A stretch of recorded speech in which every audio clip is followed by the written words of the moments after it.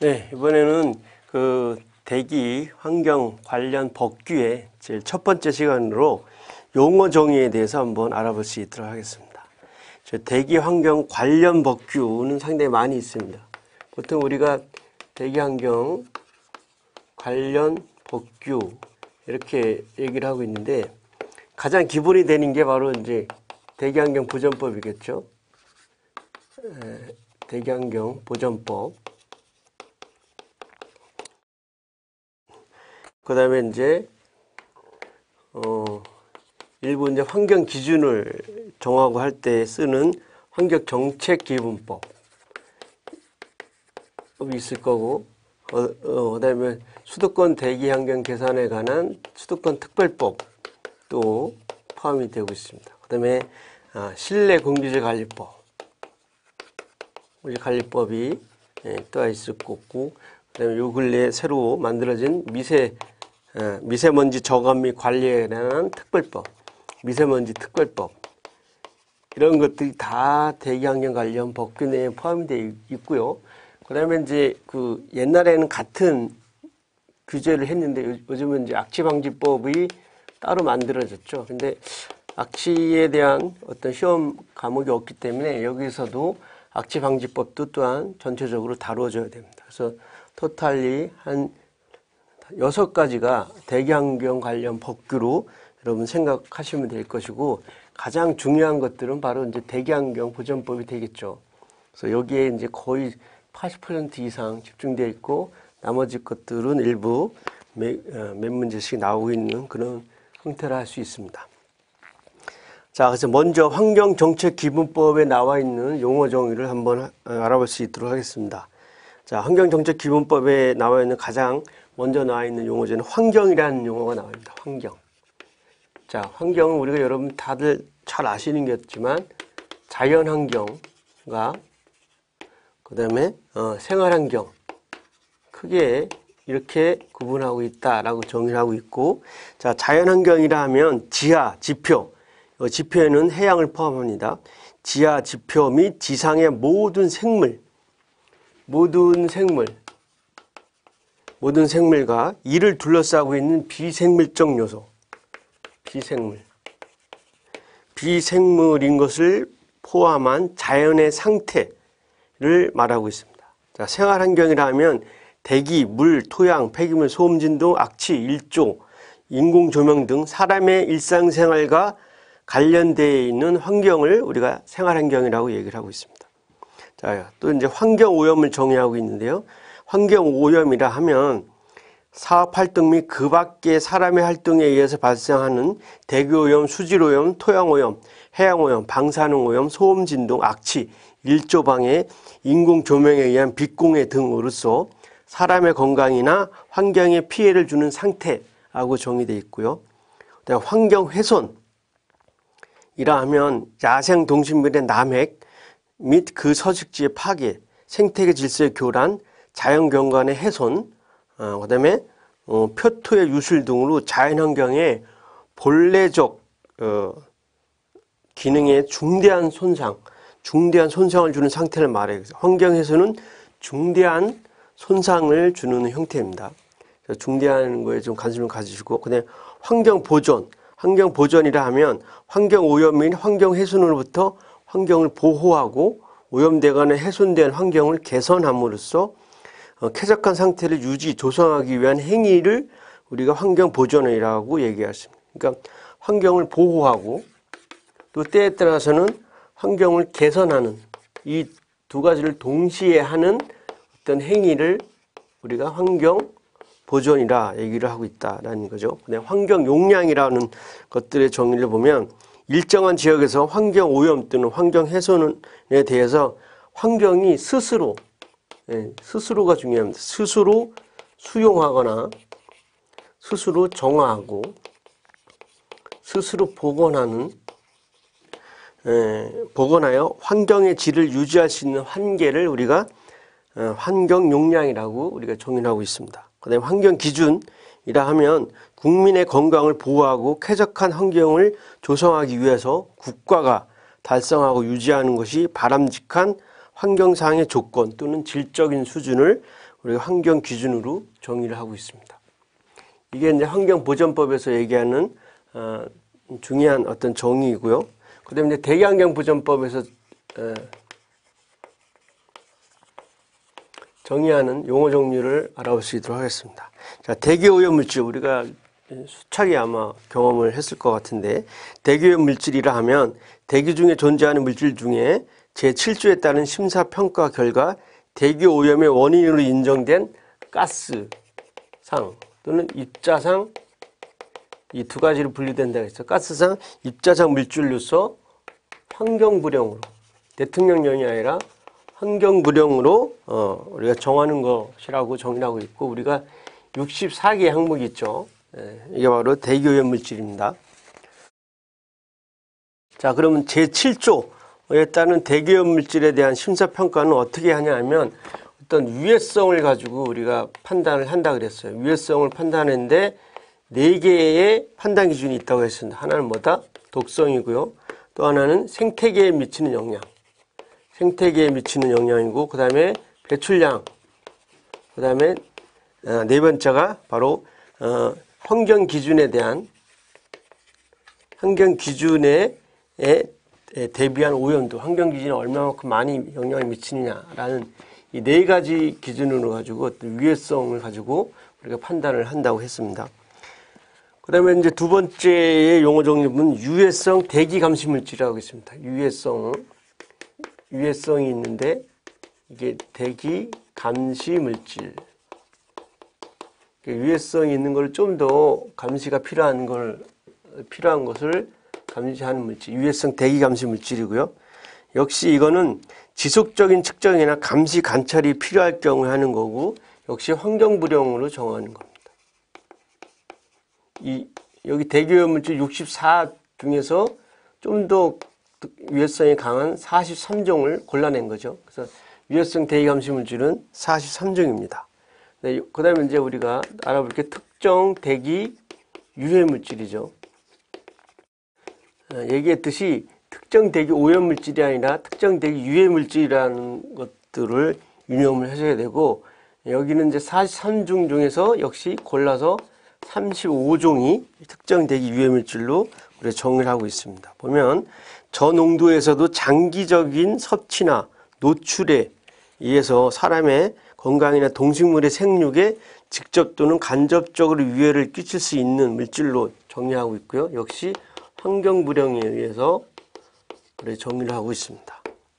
보면은 교재에 보면 35가지 특정 대기 유해 물질이 나와 있으니까 한번 쭉 살펴보시기 바랍니다. 그다음에 온실가스라는 게 잘 알고 있는 물질이죠. 온실가스라 하면 적외선 복사열을 흡수하거나 다시 방출하여 온실 효과를 유발하는 대기 중에 가스 상태 물질, 그러니까 가스 물질이죠. 가스 상태 물질에서 우리가 알고 있는 CO2, 메탄, N2O, 그 다음에 HFC, PFC, 육부랑 이 6가지를 우리가 온실가스라고 정의를 하고 있습니다. 자, 그 다음에 이제 온실가스를 포함한 이제 기후 생태계 변화 유발 물질이라고 또 정의된 게 있는데, 결론적으로 얘기하면 아까 배웠던 온실가스 6종에다가 CFC, 프레온가스, HCFC 이 2가지를 합해서 총 8종을 우리가 기후 생태계 변화 유발 물질로 얘기를 하고 있습니다. 정의를 보면 지구온난화 등으로 생태계 변화를 가져올 수 있는 기체상 물질로 정의하고 있고, 역시 환경불용으로 정하고 있습니다. 그 다음에 가스에 대해 정의하고 있고요. 가스는 물질이 연소, 합성, 분해될 때 발생되거나 물리적 성질로 인하여 발생하는 기체상 물질을 말하고 있습니다. 자, 입자상 물질 같은 경우, 입자상 물질은 물질이 파쇄, 선별, 퇴적, 이적될 때 그 밖에 기계적으로 처리되거나 연소 합성 분해될 때 발생되는 우리 고체상 또는 액체상으로서 미세한 물질을 우리가 입자상 물질이라고 얘기한다고 했습니다. 고체상도 있고 액체상도 존재를 하고 있습니다. 그 다음에 먼지에 대해 정의되어 있는데, 먼지는 대기 중에 떠다니거나 흩날려 내려오는 물질. 그 다음에 매연은 연소할 때, 그래서 매연도 이제 구분해야 되는데, 매연은 연소할 때 발생되는 유리탄소가 주가 되는 미세한 입자상 물질입니다. 이에 반해서 검댕이라는 걸 또 우리가 정의하는데, 검댕은 역시 연소할 때 나오지만 이런 유리탄소 자체가 아니라 유리탄소가 응결된 거야. 유리탄소가 응결됐고, 얘는 사이즈 1마이크로 이상인 경우를 우리가 검댕이라고 분류를 하고 있습니다. 그래서 매연하고 검댕의 차이점을 알아두셔야 될 것 같고요. 그 다음에 휘발성 유기화합물, 우리가 많이 들어봤던 휘발성 유기화합물이 있습니다. 얘는 물로 끝난다는 것도 염두에 두셔야 된다고 해서, 휘발성 유기화 물질이 아니라 물로 끝난 거고, VOC 이렇게 표기를 하고 있고요. 휘발성 유기화물이란 탄화수소 중 석유화학 제품, 유기용제, 그 밖의 물질로서 환경부 장관이 관계 중앙행정기관의 장과 협의하여 고시하는 것이라고 정의를 하고 있습니다. 그 다음에 이제 대기오염 물질 배출시설이라는 게 있습니다. 대기오염 물질 배출시설이란 대기오염 물질을 대기에 배출하는 시설물, 기계, 기구, 그 밖의 물체로서 환경불량으로 정한다라고 되어 있습니다. 그 다음에 이제 대기오염 방지시설이 있습니다. 대기오염 방지시설이란 대기오염 물질 배출시설로부터 나오는 대기오염 물질을 연소 조절에 의한 방법 등으로 없애거나 줄이는 시설로서 역시 환경불량으로 정하는 것이라고 나와 있습니다. 그 다음에 이제 자동차라고 했는데, 자동차에 대해서 정의를 하고 있습니다. 자동차에 대한 정의를 하고 있는데, 자동차의 정의는 크게 자동차 관리법에 따라 이제 다음과 같은 경우를 자동차라고 얘기했는데, 자동차란 원동기에 의해서 육상에서 이동할 목적으로 제작한 용구, 그러니까 원동기에 의해서 육상 또는 이에 견인되어 육상을 이동할 목적으로 제작된 용구를 얘기하고 있고요. 이 자동차는 환경불량이 아니라 대통령령으로 정하고 있습니다. 그 다음에 이제 건설기계관리법. 이게 자동차 관리법에서는 이렇게 정의하고, 그 다음에 건설기계관리법에는 건설기계관리법에 의해서도 역시 자동차를 정의를 하고 있는데, 여기는 건설기계 중 주행 특성이 아까 얘기했던 그 육상에서 이동하거나 또는 이동할 목적으로 제작된 용구에 따른 것으로 이번에는 환경불량으로 정해져 있습니다. 건설기계는 환경불량으로 정해져 있고요. 그리고 여기서 이제 원동기라는 용어가 또 이제 새롭게 나오고 있는데, 원동기라 하면, 원동기는 자동차의 구동을 주 목적으로 하는 내연기관이나 전동기 등 동력 발생 장치를 우리가 얘기하는 겁니다. 그러니까 동력을 발생시키는 장치를 우리가 원동기라고 정의를 하고 있습니다.